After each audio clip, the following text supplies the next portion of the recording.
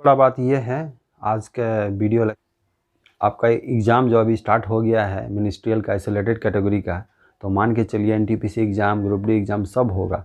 तो आप टेंशन लेने का ज़रूरत नहीं है, एग्ज़ाम सब हो रहा है और आगे भी होगा। तो इसके लिए पूरी तरह से तैयार हो जाइए और दिमाग में ही नहीं लेना है, रखना है कि अभी एग्ज़ाम नहीं हो रहा है। तो एग्ज़ाम अभी होगा और होगा और होगा। और देखिए, अभी एग्ज़ाम डेट और शेड्यूल जो है बहुत जल्दी आने वाला है, आप लोग बस तैयार रहिए।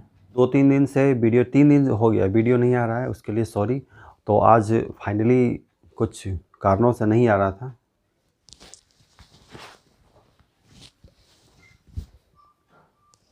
तो आज हम बात करेंगे कि अगर अभी तो ज़्यादा दिन बचा नहीं एग्ज़ाम का, 10 दिन बचा हुआ है, तो उस अभी हम कैसे काम करेंगे। तो आपको करना क्या है कि पहला नंबर तो प्रेशर नहीं लेना है। प्रेशर बहुत आएगा, नो डाउट प्रेशर बहुत आएगा, उसके लिए टेंशन नहीं है। और सबको आता है और आ भी रहा होगा, तो टेंशन नहीं लेना है, टेंशन थोड़ा कम लेना है, प्रेशर को थोड़ा रिलीज़ करिए, कम करिए। और अभी कभी कभी क्या होगा, माइंड पूरा ब्लैंक हो जाएगा, लगेगा कि यार हमको कुछ आता ही नहीं है। वैसा वैसा सबको फील होता है, हमको भी होता था, सबको होता है, कोई बड़ा चीज़ नहीं है।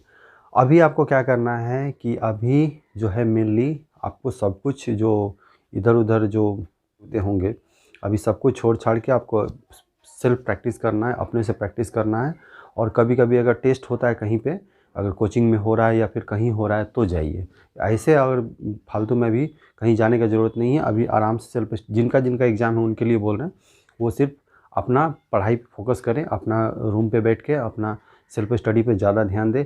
स्टडी में करना क्या है उसको हम डिस्कस कर।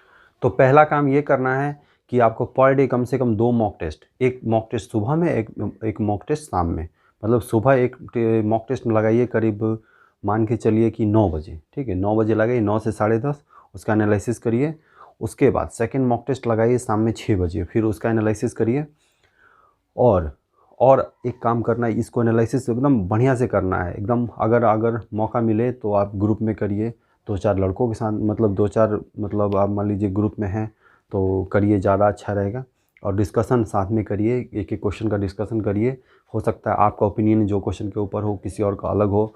कोई मैथ्स में आपसे, मान लीजिए किसी का मैथ्स अच्छा होगा, किसी का रीजनिंग अच्छा होगा, किसी का जीएस अच्छा होगा। तो इसमें क्या होगा, और कम्युनिकेशन, इस कम्युनिकेशन से आपका जो है सब कुछ अच्छा हो जाएगा। तो अगर कहीं बाहर जाते हैं टेस्ट देने तो वहाँ दीजिए। अभी सिर्फ आपको प्रैक्टिस पे और टेस्ट, और मतलब टेस्ट में जितना भी क्वेश्चन आएगा उसका एनालिसिस बढ़िया से करिए, उसको समझिए। मान लीजिए कोई क्वेश्चन आ गया, मान लीजिए कि ओलंपिक 2024 कहाँ पे होगा, तो सब जानते हैं कि, जानते नहीं है तो जान लीजिए पेरिस में होगा। तो पेरिस में होगा, चलिए इतना हम जान गए।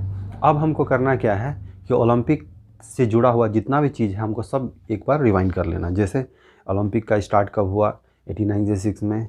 लास्ट ओलंपिक कब हुआ, 2020 में होना था लेकिन पोस्टपोन्ड होके 2021 में होगा, जो कि कहाँ, टोक्यो में होने वाला है, जापान में। तो ये हो गया, ये भी क्वेश्चन आ सकता है। मतलब क्वेश्चन जो है कहीं से भी आ सकता है, तो आपको सबके लिए तैयार रहना है और ज़्यादा पैनिक नहीं होना है। ज़्यादा अब पढ़ने लगिएगा तो पढ़ने के लिए जीएस में इतना पढ़ना है, समुंदर है पूरा। लेकिन जो ट्रेंडिंग टॉपिक सब है, जो ट्रेंड में चल रहा है, वही सबको ध्यान में रखिए और वही सबको पढ़िए। जैसे आप ट्रेंडिंग को कैसे पकड़ेंगे, तो अभी मिनिस्ट्रियल एग्ज़ाम में जो हो रहा है, आइसोलेटेड और मिनिस्ट्रियल जो हो रहा है एग्ज़ाम आपका, अभी जो चल रहा है 15 दिसंबर से, तो उसमें जो क्वेश्चन सब आ रहा है उसको थोड़ा सा मतलब देख लीजिए। आजकल नेट उट पर तो सब अवेलेबल है, थोड़ा सा मारिएगा साइट पे, फट से सब क्वेश्चन सब आ जाएगा।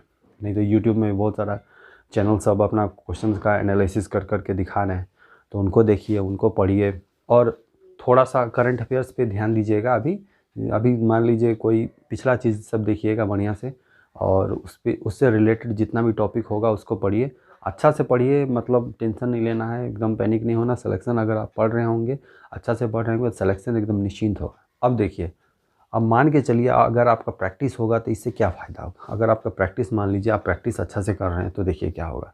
आप जैसे मान लीजिए कि आप 30 और 30, मतलब रीजनिंग 30 और मैथ 30, 30-30 60 नंबर। तो आपका मान लीजिए 60 में 55 नंबर अगर अच्छा प्रैक्टिस है तो आ ही जाएगा। अगर अच्छा प्रैक्टिस कर रहे हैं तो 55 नंबर यहाँ हो गया। मान लीजिए 5 क्वेश्चन बाई चांस नहीं बना, 5 क्वेश्चन बना दिए तो 60 नंबर। मतलब मैथ्स, मतलब ग्रुप डी सॉरी, एनटीपीसी का जो है आपका मैथ्स का रीजनिंग का लेवल उतना नहीं होता है, तो 55 क्वेश्चन आप आराम से बना सकते हैं, कोई बड़ा चीज़ नहीं है। अगर थोड़ा सा प्रैक्टिस करते हैं तो 55 क्वेश्चन आराम से बना सकते हैं।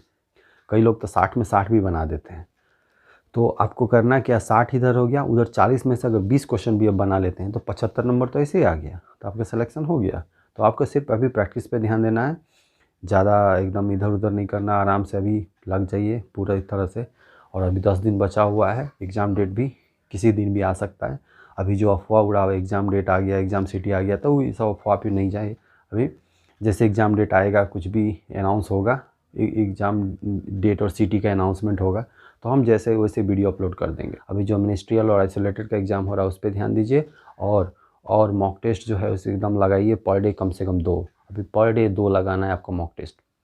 और ज़्यादा नहीं, इधर आराम से अपने ही मतलब जहाँ है वहीं पे बैठ के आराम से पढ़ना है। अभी को भी कुछ नहीं करना है इधर उधर, आराम से बैठिए पढ़िए। और बेस्ट ऑफ लक एग्ज़ाम के लिए।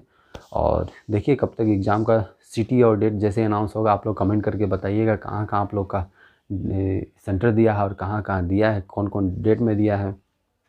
ठीक है, तो मिलते हैं अगले वीडियो में। Thank you and keep watching.